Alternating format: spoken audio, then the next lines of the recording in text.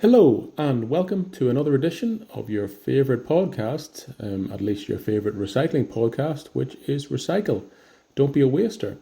And today we want to cover what is, look, I'll be honest, it is very good news, which is in WA, in Perth, and the wider state. They have banned non-compostable, I was going to say takeaway coffee cups, but that's actually not accurate. It is non-compostable coffee cups. So I think this is great news. I think one of the most common Aussie sites that you can see, or I've seen over the last number of years, is people walking down the street, even at the beach, in the supermarket, even drinking from a takeaway coffee cup. Nobody seems to have the time anymore to sit down, relax, have a coffee, have a chat. Everyone's going 100 miles an hour. So this could be the push that people need to move into a slower and more sustainable way of living. Some of the stats, I read a University of Melbourne study, and it estimated that Australia consumes and obviously throws away 1 billion, with a B, 1 billion coffee cups per annum, which equates to roughly 2.7 million per day, which, let's be honest, is utterly preposterous. You think about fundamentally every single one of those items isn't actually required. Well, fundamentally, coffee is a luxury. You don't need to have a cup of coffee, although I know a lot of people would disagree, and I would be one of them. Certainly today, I'm recording this on a Monday, so I think today is, I shouldn't be saying silly things such as that. But I think, 1 billion coffee cups, and fundamentally, people could sit down, people could bring a replacement cup, a plastic, a takeaway cup, etc. with them, or they could, obviously the compostable cups.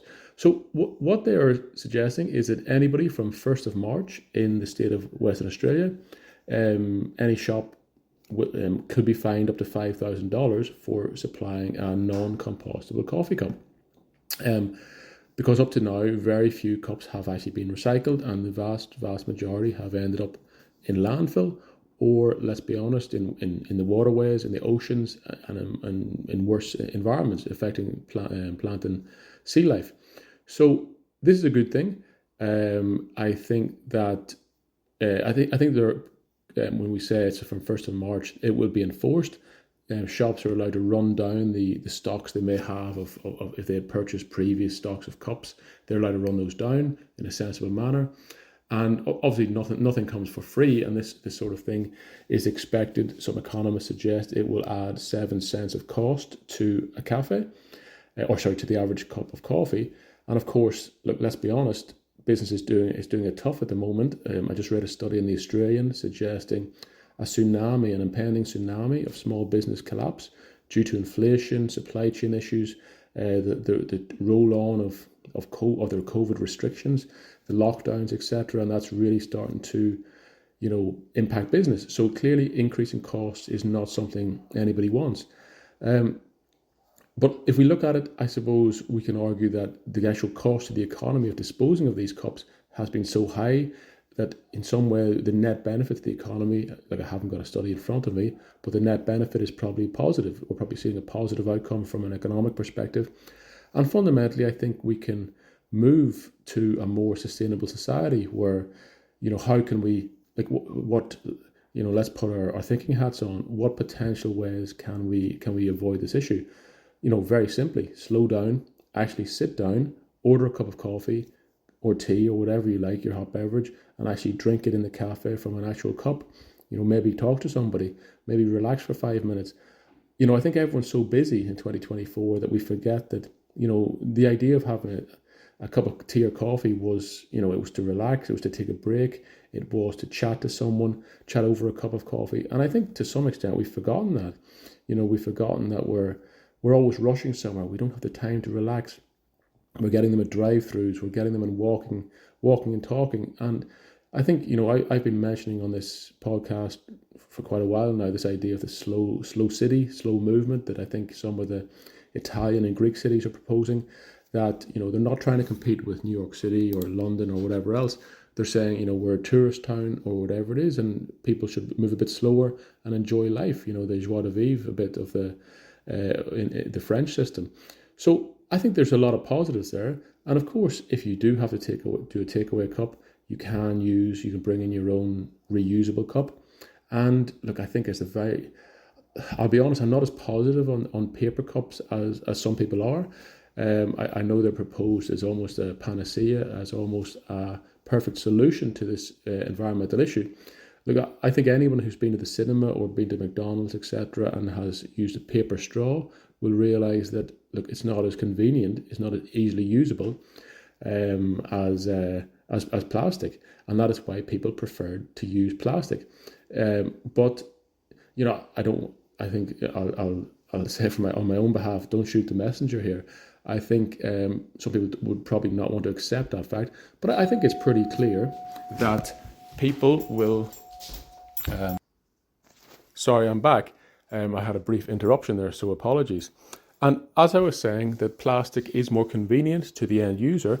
Obviously, the repercussions from an environmental and potentially a health, there's obviously increasing awareness that there are health repercussions from plastic that are not fully explored or fully understood, but certainly BPA and many other types of microplastic, etc. So I think the more we reduce plastic, clearly the better. So the only thing, I don't mean to be a negative Nancy here or point out the negatives of aspects of what is generally a positive development, but paper and cardboard cups, look, I think fundamentally they're not as usable. They won't be as probably a pleasant drinking experience, to sound a bit like maybe a McDonald's rep here. But I think that, I do think that the paper and cardboard cups will be less pleasant to use, and I think it's an excuse or a good reason for people to actually sit down and drink from a proper cup.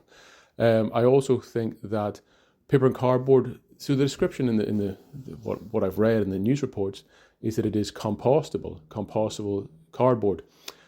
At Waster and at this podcast, we are very aware that there's a huge difference in just because something can be done, that it actually will be done. And of course, just because something can be recycled, or in this instance can be composted, that it will be composted. Because to actually compost it, it will have to be separated, collected, and brought to a facility that can actually produce and ensure the correct environment, I suppose, that will achieve the composting needed, which is generally a certain temperature for a certain period of time and other certain criteria. I was watching a video of someone who operates worm farms, and they were saying that a lot of compostable cups should not go into worm farms because they do not break down. And look, I'm not trying to rain on the parade here, but I do think that paper cups, when I see stuff written as compostable, I often think, there's always, there could be a certain wrinkle here in how doable this is. Saying that, look, it is a really, really good positive step. I think even throwing cardboard in landfill is better than producing plastic cups. I think a certain percentage will be recycled, a much higher percentage will be composted. It will massively cut down on microplastics and plastic pollution in the environment, and so just those benefits alone more than compensate for the risk, or sorry, for the fact that it probably will not all end up in recycling facilities. But it's a step in the right direction. I still think the best solution is to use ceramic, porcelain, even glass containers. Slow down, sit down, enjoy your coffee. It tastes better. The visual appeal of it is greater, and I think the future is what's that old saying? The future is medieval. I think we might all move a bit slower, but maybe enjoy life a bit more. So, yeah, let's sometimes maybe reflect on this and think about the benefits. I think it's also that old saying that you might save time by having to take away a coffee cup, but then there's a huge amount of effort required to fix the problem that you create. So you might save a minute and spend 10 minutes trying to fix the issue, that if you hadn't created in the first place and just slowed down, things might work out better. So yeah, I suppose that descended into a little bit of a philosophical approach to coffee drinking, which I suppose maybe is the most Australian thing we can think of. Okay, we'll leave it there today and remember, recycle, don't be a waster.